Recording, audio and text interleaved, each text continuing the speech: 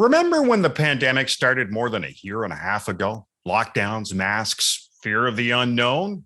A vaccine against COVID-19 would spare us those restrictions and pave the way back to normal, or as normal as we might see.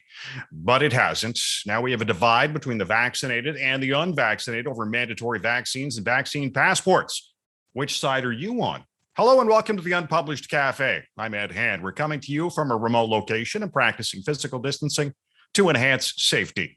When put to the public, in both cases, in polls, the majority of Canadians support mandatory vaccines and vaccine passports, but that doesn't seem to matter to those who oppose vaccines to the point of protesting in front of hospitals, the places that have been overwhelmed since the beginning of this pandemic. And I'll be honest, I have no idea why or sympathy for anyone protesting and interfering with access to a hospital. Our unpublished.vote question asks, do you support the use of mandatory vaccines and vaccine passports in Canada? Yes, no, or unsure. You can log on and vote right now at unpublished.vote and make your voice heard. Not only have we had to wrestle with the pandemic and the battle over the unvaccinated, it comes to in the middle of a federal election campaign. Now, coming up on the Unpublished Cafe, we'll talk about the decision for some employers to make vaccines mandatory as a condition of employment. As well, will vaccine passports make indoor gatherings safer or just a hindrance? First, we're joined by Ray Deonandan, epidemiologist and associate professor at the University of Ottawa. And Ray, how much of the fourth wave is attributed to the Delta variant and the unvaccinated? Pretty much all of it. Back in March, I was predicting we would not have a fourth wave. I thought the summer would unfold a new dawn and life would get better every single day. I was wrong because of two things. I did not anticipate the virulence, the transmissibility of Delta, and how quickly it would become dominant.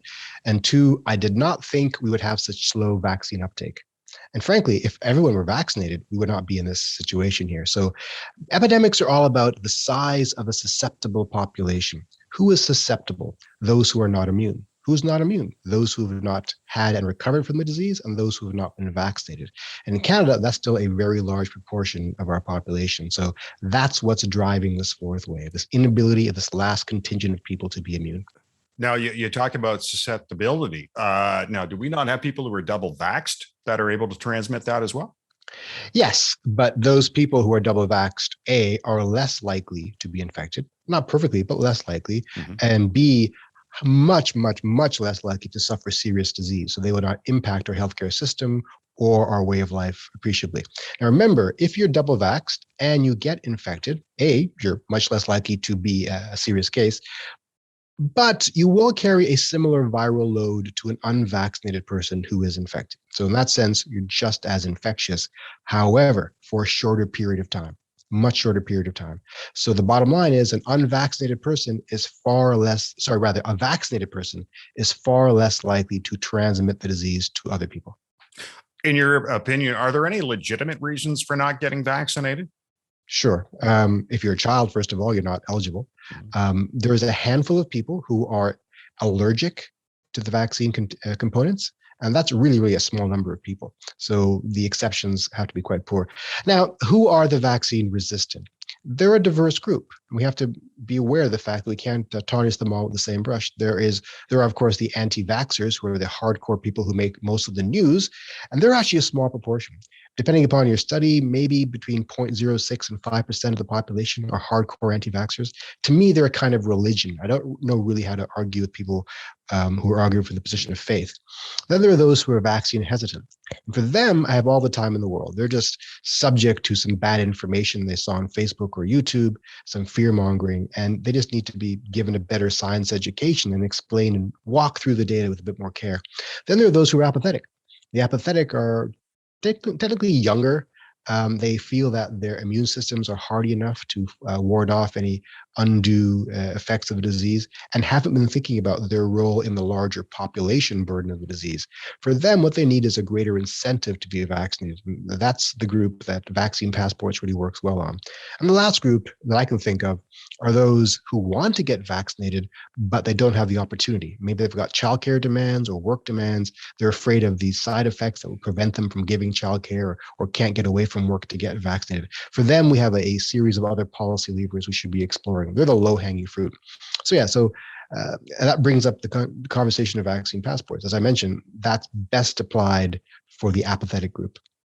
Some provinces have been reticent to impose vaccine passports or mandatory vaccines, favoring regular testing instead. And is regular testing comparable in terms of protecting the public when it comes to COVID-19, or the vaccine is the top?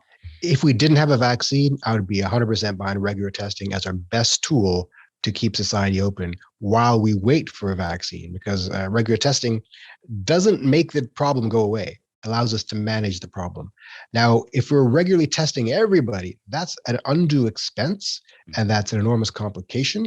And also, it is a lot more imperfect than vaccination. A lot more cases will fall through the holes, because rapid testing has a high false negative rate. So that's why we have to use it strategically. For that proportion of people who cannot be vaccinated, or for whatever reason are still slow to get vaccinated as we attempt to cajole them into accepting vaccination, we should definitely deploy regular testing. But that's not a cure-all. The best alternative to vaccination is vaccination, not testing. Now, you feel the wording about mandatory vaccines and passports isn't helping. Why is that? First of all, what do you mean by mandatory? We're not strapping people down and forcing them to accept an injection of their arms. We're saying if you want to engage in these activities or keep this kind of job, then this is a requirement for your employment. If you feel that your right of bodily integrity supersedes your desire for this job, fine, get another job. Right. So that's what we meant mandatory. If you want to be a healthcare worker or an educator, get vaccinated. Otherwise, do something else. So phrasing it in a different way is important there. Now, calling it a vaccine passport has rubbed some people the wrong way. Passport has an implication that I'm crossing a border, security is going to look me up and down, I might get strip searched, I got to show my papers to some, Gestapo jackbooted kind of individual. It sends the wrong totalitarian kind of message. Whereas calling it something else like, a ticket, an entry pass, has a more positive sounding implication, and also more accurately tells what it is. This is your ticket into the restaurant. This is your pass into the theater. This is not something that prevents you from doing something. It's something that allows you to do something. Britain canceled its vaccine passports to encourage more vaccinations. And to me, this seems a bit counterproductive. Yeah, I don't understand the logic there. As we saw everywhere around the world, France, Manitoba, Quebec, anytime that vaccine passports were announced, vaccine uptake shot up instantly. In BC, I think it doubled the next day, the number of bookings for shots. So it doesn't make a lot of sense to me. We have data from places like Israel, who uses something called a green pass as their vaccine passport. And they show that it was a fine tool for encouraging uptake of vaccination and for keeping businesses open. And by the way, it did not lead to totalitarianism. And it fell by the wayside in a matter of weeks and months as cases fell. And that's the key part here. This is not the path to dictatorship. It will go away naturally after a period of months, not years. Many against these mandates call it an invasion of privacy. Does that hold water for you? To an extent, I see where they're coming from, but we have these invasions already in our society. We have limitations on how fast you can drive and who can drive and where you can cross the street and things like that, because society has decided that in certain key aspects, we must limit your freedoms and your rights for the greater public good. We don't take that determination lightly. They've all been debated in the public forum, and vaccination is one of those things we do not take lightly. But we've decided that this is in the greater public good, and we've used this in the past. In Ontario, you can't go to school unless you've been accepted into 9 different vaccination programs, right? You must have been vaccinated against 9 diseases. In the military, I think 13 vaccinations are mandatory. This is just one more. No one has an outcry against those other situations. And I think the difference is the COVID vaccine has been tainted in the eyes of the public by some powerful and vocal disinformation agents who have put forth these ridiculous conspiracy theories to make it look like these vaccines are untested and unsafe. They've been really rigorously tested. Their safety profiles are astonishingly good, astonishingly good. We're into hundreds of millions of doses given around the world so far. No safety signals have been noticed yet after hundreds of millions of doses. I think it's safe to say that any fear of long-term effects are another issue we can talk about. Any fear of immediate issues of safety are unfounded. In terms of long-term issues, we've had these vaccines for almost 2 years now. They've been tested in the laboratory situation for months beyond that. Nothing bad has happened to any of these people yet. So there is a extremely low, close to zero probability that any surprises are lingering and waiting for us when it comes to vaccination ill effects. We're in an election campaign. It's drawing to a close on Monday, but vaccines and passports have been a wedge issue. Do you think that's part of the problem? Yeah, that's a huge part of the problem. Part of the problem throughout the entire pandemic has been the weaponization of pandemic misinformation for the purposes of political gain. So pandemics have a way of prizing open cracks in a society along lines of socioeconomic status, race, politics, ideology, etc. And vaccination is no exception to this. So the disinformation agents have, again, prized apart those cracks for duplicitous purposes. And that's what we're seeing played out large on the election stage. It is unfortunate. This should be a bipartisan issue. On the plus side, the four major parties are all pro-vaccination. They just differ in the extent to which they want to anger a certain demographic by compelling greater vaccination for the public good. Politics. Ray, thanks so much for joining us. Thank you very much. Ray Watney-Onandan is an epidemiologist and associate professor at the University of Ottawa. Vaccine mandates, whether mandatory vaccine policies for the workplace or vaccine passports to participate in certain activities, will have an impact on the labor market in Canada. Alison Braley-Ratai is assistant professor at of labor studies at Brock University, and she joins us now. And Alison, I find it interesting that Unifor is telling its members to get vaccinated to keep their jobs, while PSAC, the largest public sector union, is not convinced. What does that tell you? Well, I mean, with regard to the labor movement and the various positions that different unions have taken on the question of mandatory vaccination in their workplaces, I think we can put them sort of along a continuum. So on one hand, you have Unifor, which is saying, we absolutely embrace this, get her done. If not, you face discipline, including termination, and that's what's going to happen. And then you have sort of the polar opposite with groups, for instance, like the Toronto Police Service and the local 113 of ATU, which are saying, we don't think you should have to provide any of this, private information. We absolutely reject what seems to be coming down the pike here.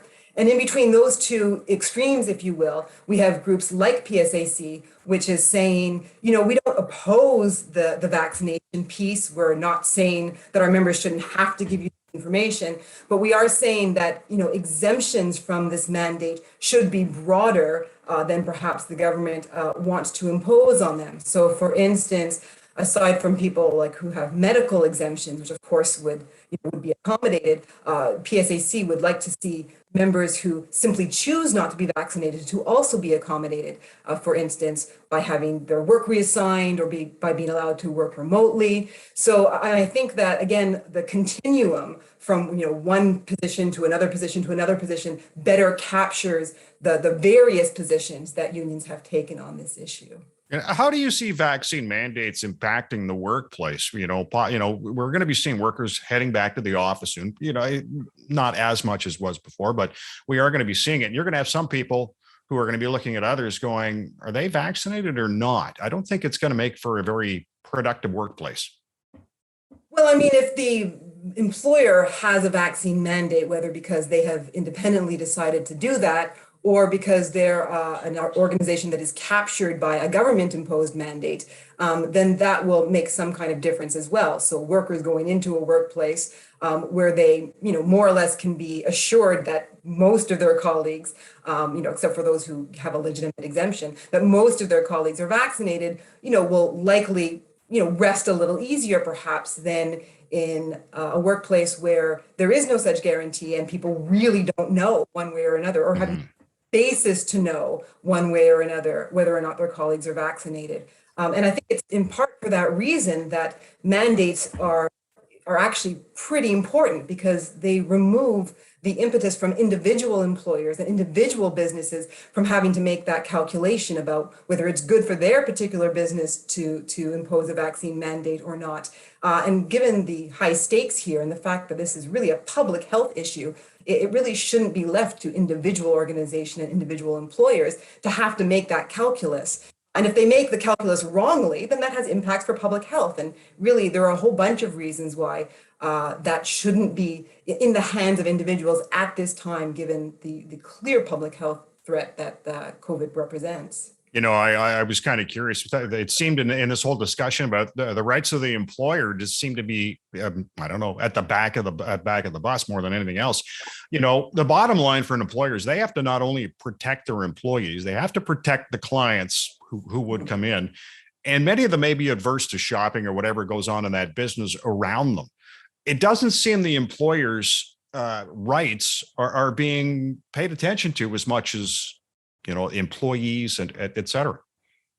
Well, I would think, in fact, if you want to talk about employers' rights, I think my previous comment actually does do a lot to empower employers, to the extent that removing the choice from them creates the even playing field that removes them from having to now make the calculus. Is this going to be good for me? What's the guy down the street doing? What kind of liability might I face if I do it, if I don't do it? And so, in fact, I actually think that having something, more broad and imposed from a higher level, again, given the high stakes that it's a public health issue, in fact, is the better thing to do from the employer perspective as well. Employers may or may not share that view that I just espoused, but I think, objectively speaking, it's actually better for them if that's the case, and they don't have to deal with something that they're not expert in. What do they know about, we can't expect them to be experts in public health or immunology.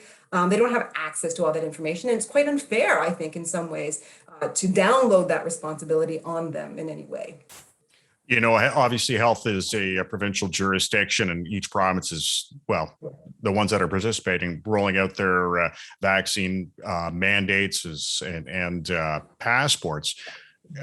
I wonder, could it impede the movement of workers between provinces? And I'm looking at, companies that would have employees, say about 4 or 5 different provinces and transfers back and forth.